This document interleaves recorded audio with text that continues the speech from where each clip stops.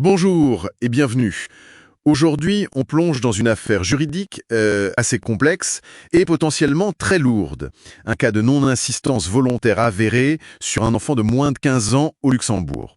Ça implique une assistante sociale d'hygiène de la Croix-Rouge et ça s'est passé dans un logement géré par l'organisation. On s'appuie sur un rapport d'expertise juridique qui analyse tout ça sous trois aspects, pénal, civil et déontologique disciplinaire aussi. Notre but, c'est de décortiquer ce que dit la loi luxembourgeoise en se concentrant bien sur les faits, la non-assistance volontaire avérée. Exactement. Et ce point volontaire avéré, c'est vraiment crucial. Ça sous-entend un élément intentionnel qui change pas mal de choses. On va voir comment cette simple omission, en fait, peut déclencher toute une cascade de responsabilités. Parfait. Alors, commençons peut-être par le pénal. La non-assistance à personne en péril. C'est donc un délit où on est puni pour ne pas avoir fait quelque chose. C'est tout à fait ça. L'article 410.1 du Code pénal luxembourgeois est très clair là-dessus. Il faut en gros trois conditions. Premièrement, un péril grave et imminent. Ici, c'est la perte de connaissance d'un enfant. Deuxièmement, il faut que la personne sur place soit consciente de ce péril.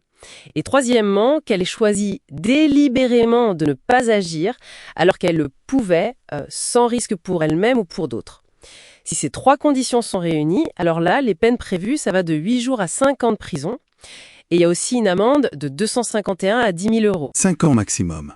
Mais ce qui est surprenant, quand on compare un peu avec ce qu'on entend souvent, notamment par rapport au droit français, l'âge de l'enfant, le fait qu'il ait moins de 15 ans, ça n'aggrave pas la peine spécifiquement au Luxembourg. Ah, vous soulevez un point très important. Effectivement, contrairement au droit français, l'article 223.6 si je ne m'abuse, le droit luxembourgeois, lui, ne prévoit pas d'aggravation spécifique dans l'article 410.1, juste parce que la victime est mineure. C'est une différence technique, mais elle est essentielle pour évaluer la sanction. Par contre, attention, le statut de professionnel de l'assistante sociale, qui est une profession réglementée, ça renforce son devoir d'agir. Son inaction volontaire prend donc une toute autre dimension de ce point de vue-là. D'accord, je vois. Et au-delà de la prison ou de l'amende, il y a la réparation du préjudice. Qui paie sur le plan civil? Alors là, on a potentiellement une double responsabilité. D'abord, celle de l'assistante sociale elle-même, à titre personnel. Sa faute, la non-assistance volontaire, a causé un dommage, même s'il n'est que moral à l'enfant. Donc elle peut être condamnée à indemniser. Et l'employeur? La Croix-Rouge? Vu que ça s'est passé dans un logement qu'il gère, leur responsabilité est engagée aussi. Tout à fait. L'employeur est civilement responsable des fautes commises par ses salariés dans l'exercice de leurs fonctions.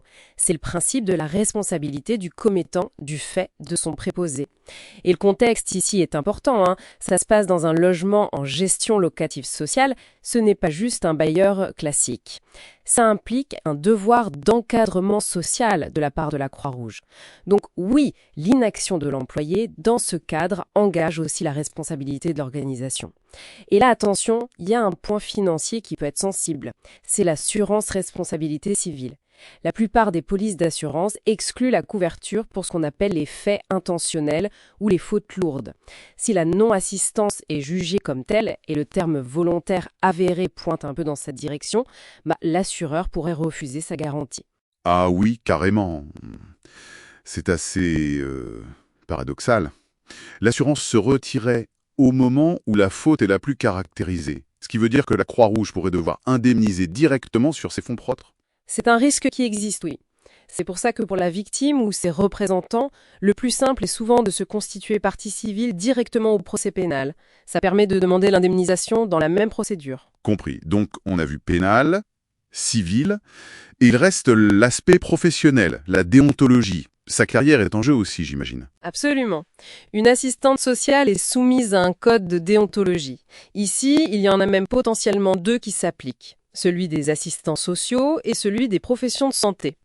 Ces codes, ils insistent sur le respect de la vie, de la dignité humaine, et ils prévoient même une obligation de déroger au secret professionnel en cas de danger grave et imminent pour une personne.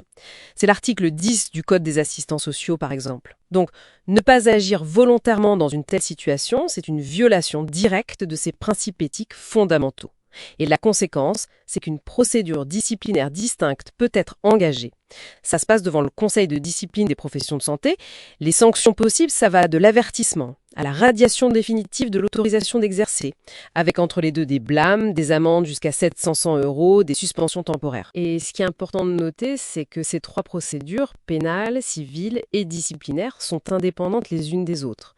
Elles peuvent tout à fait se cumuler. Ok, donc pour résumer tout ça, un seul acte, cette non-assistance volontaire avérée, peut entraîner des poursuites pénales avec risque de prison et amende.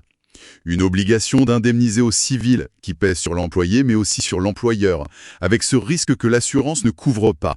Et enfin, des sanctions professionnelles qui peuvent aller jusqu'à l'interdiction pure et simple d'exercer son métier. C'est vraiment considérable comme impact, hein. Tout à fait. L'impact est potentiellement énorme. Et ça soulève une question intéressante, je trouve, pour la suite. Pour des organisations comme la Croix-Rouge, face à ce risque de faute intentionnelle, même si on espère que c'est rare, comment s'adapter? Si l'assurance peut potentiellement se désengager, et compte tenu de leurs obligations particulières en matière de gestion sociale, est-ce qu'il faut revoir certains protocoles internes, certaines formations? Pas seulement pour prévenir la négligence, ce qui est déjà fait j'imagine, mais pour anticiper ou gérer ce risque très spécifique de l'inaction délibérée d'un employé dans une situation critique. C'est une vraie réflexion sur la gestion du risque humain dans ces métiers à forte charge sociale. Voilà, une piste à méditer peut-être.